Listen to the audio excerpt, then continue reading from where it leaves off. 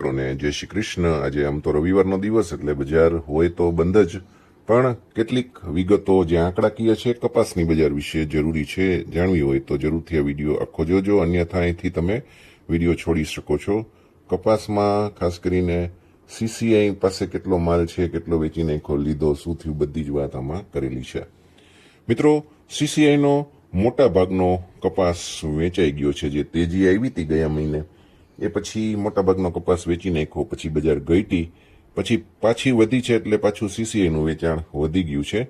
75% જેટલો કપાસ સીસીઆઈ વેચી નાખ્યો છે, જે આ ચાલુ વર્ષે ખરીદી કરી હતી, અને સ્ટોક બહુ ઓછો થઈ ગયો છે। આ બાબત વિશે ચર્ચા છે આખા વિડીયોમાં। 19મી જૂનના દિવસના જે સીસીઆઈના આંકડાઓ આપણી પાસે ઉપલબ્ધ બન્યા છે, સીસીઆઈની વેબસાઇટ ઉપરથી આપણે લીધેલા છે, એમાં કુલ 1,05,46,000 ગાંસડી કપાસની ખરીદી ચાલુ સિઝનમાં સીસીઆઈ દ્વારા કરવામાં આવી હતી।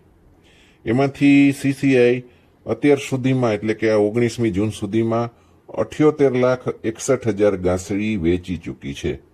એટલે આ જથ્થો થાય છે લગભગ 75% જેટલો। મોટા ભાગનો માલ ક્લિયર કરી નાખ્યો છે। ખેડૂતો પાસેથી 1600 કે 1622 રૂપિયાના ટેકાના ભાવે કપાસ લીધો હતો, એ પછી સીસીઆઈએ છેક 58,000 રૂપિયા પ્રતિ ગાંસડીથી વેચવાની શરૂઆત કરી હતી, અને છેલ્લે 69,000 રૂપિયા સુધી એણે હવે કપાસ વેચ્યો છે। એ પછી બજાર ઘટી 63-64,000 થઈ, અત્યારે પાછી 65,000ની આજુબાજુ સીસીઆઈના માલનો ભાવ પહોંચી ગયો છે। કુલ ખરીદી અંદાજે સીસીઆઈ જે કરી હતી એમાંથી 75% સ્ટોક વેચાઈ ગયો, જે તમને વાત કરી। માત્ર હવે 26,85,000 ગાંસડી જેટલો સ્ટોક સીસીઆઈ પાસે બાકી બચ્યો છે। હવે આ સ્ટોક ઓછો શું કામ દેખાય, તો એના કારણો ઘણા છે। એક તો ખેડૂતોને વાવેતરમાં રસ નથી આ વખતે। શું કામ રસ નથી, તો કે ભાવ નથી। ભાવ શું કામ નથી, તો કે સરકારની નીતિ ખોટી છે, આયાતની નીતિ છે, સરકાર ગમે ત્યારે આયાત કરે છે। શું કામ રસ નથી, તો હજી એક વાત આવે છે ચોમાસાની, વરસાદ બહુ નબળો પડે એવી શક્યતા છે, અને ઘણા બધા આવા કારણો છે કે જેનાથી ખેડૂતોને વાવેતરમાં રસ નથી। પેલું કારણ ભાવનું છે।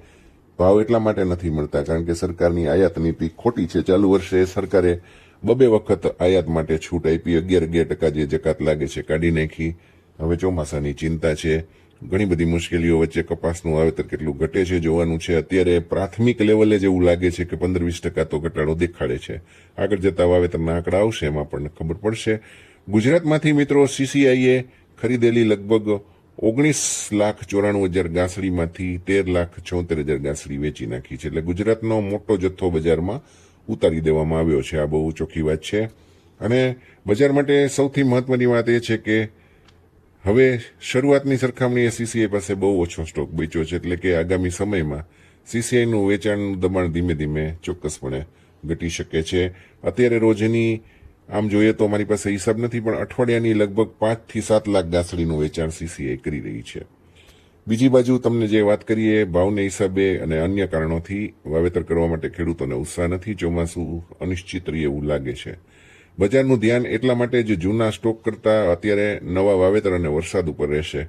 પણ જૂનો સ્ટોક જેની પાસે હશે એને તેજીનો લાભ હજુ પણ મળવાની શક્યતા છે। વાવેતર જેટલું ઘટશે એટલો તેજીનો લાભ મળશે। કપાસ હવે કોઈ પાસે ન હોય તો બહુ જૂજ હોય, પણ વાત છે ગાંસડી માટેની, જેમાં ગાંસડીના સ્ટોક હશે અને ફાયદો થશે। ટૂંકામાં કહીએ તો સીસીઆઈનો 75% સ્ટોક વેચાઈ ગયો છે અને 25% સ્ટોક બાકી છે। આ સ્થિતિ કપાસના બજાર માટે આગળ જતા ચોક્કસ ટેકારૂપ સાબિત થઈ શકે એવું લાગે છે, પણ એનો બધો આધાર જે છે એ ચોમાસું વાવેતર નક્કી કરશે। ચોમાસામાં વરસાદ કેવો આવે છે એ, અને પછી વાવેતર કેટલું થાય છે એ આપણે ખાસ હવે ધ્યાનમાં લેવાનું રહેશે। મિત્રો, આ સીસીઆઈના આંકડા છે, તમને આ ઓફિશિયલ છે, સત્તાવાર છે, આની વિશે તમને હું વાત કરું છું। સૌથી વધારે આપણે ખરીદી જોઈએ તો તેલંગણા અહીંયા જે આવે છે, તેલંગણાથી સૌથી વધારે ખરીદી થઈ હતી। સીસીઆઈએ જે કંઈ ખરીદી કરી હતી એ 31,64,000 ગાંસડીની કરી હતી, એમાંથી હવે માત્ર બચી છે 14,78,000। બીજી ખરીદી મહારાષ્ટ્રમાં હતી, 28,60,700 ગાંસડીની ખરીદી કરી હતી, એમાંથી હવે માત્ર બચી છે 1,92,800। સીસીઆઈએ મોટા પાયે મહારાષ્ટ્રનો માલ વેચી નાખ્યો છે। ગુજરાતમાં વાત કરીએ તો 19,94,400 ગાંસડી લીધી હતી, એમાંથી 6,18,100 ગાંસડી પડી છે। અને હવે છેલ્લે કર્ણાટકની વાત કરું, 7 લાખ ગાંસડી આશરે લીધી હતી, એમાંથી 97,000 ગાંસડી પડી છે। આ જ જે રાજ્યો છે એની પાસે વધારે સ્ટોક છે। એ સિવાય લગભગ બધા રાજ્યો પાસેથી સ્ટોક વેચાઈ ગયા છે અથવા તો નહીવત સ્ટોક ત્યાં પડેલા છે. તમારે આનો સ્ક્રીનશોટ લેવો હોય તો જરૂરથી લઈ લેજો. આ કામની વસ્તુ છે અને તમને ભવિષ્યમાં ચોક્કસ કામ લાગી શકે.